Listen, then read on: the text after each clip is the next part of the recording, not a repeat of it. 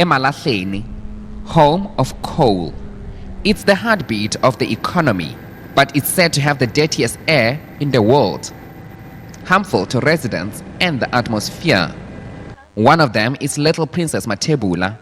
The 4-year-old is struggling to breathe. She needs oxygen. She's no longer going to school because of the pollution. He got the heart problem, and sometimes he got something like itching. At night he don't sleep nice. Princess is not alone. Tumelo Machogo started getting sick at 7 months old. The 13-year-old's life has never been the same since. She's short of breath, coughs, and suffers from sinusitis and eye problems. Can't do many things at school now.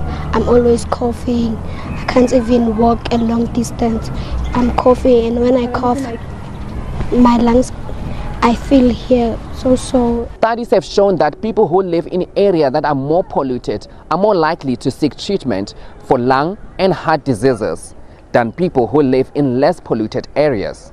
Dr. Tumelo Machogo has treated many patients with similar symptoms. Mainly, what we see is respiratory problems, something called allergic rhinitis, people presenting with sinuses.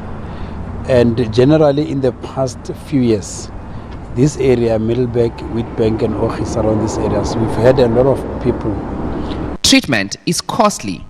Lungile Ncongwana spend more than 300 a month on medication, but it's not always effective. She's seeking assistance from coal companies. If they could at least pay for our medication, because the medication we get from the clinic is not working. Tumelo Machogo's mother is at her wit's end. The biggest fear is that at the end of the day, I feel like someday I will lose my child because of this sickness. You understand me? So I don't know what to do. Actually, I was even thinking of taking her out of EMalahleni. Why was the situation allowed to reach such a critical stage? The European Space Agency, they conducted the research using satellite imagery, and through that satellite imagery, they were able to track the air pollution that's coming out from that area. But remember that data that they collected is actually across the world. But however, they then classified Mpumalanga, which is in around the EMalahleni area, as one of the hotspots. So basically what does that mean that it's a hotspot? Is that within a 25-kilometer radius, we have, in the case of South Africa, we have 12 fire-powered stations that are located in that area, which actually makes it the hotspot.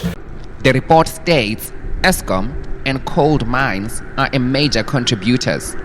The power utility has 12 coal-powered plants in the province. Eskom has failed to comply with the minimum emission standards. It emits 10 times more nitrogen dioxide than allowed. EMalahleni municipality says the environmental bylaws aren't being enforced.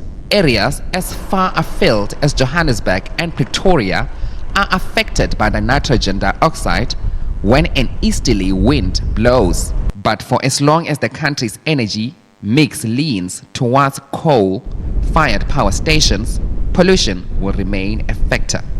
Tumelo Machogo, SABC News, EMalahleni.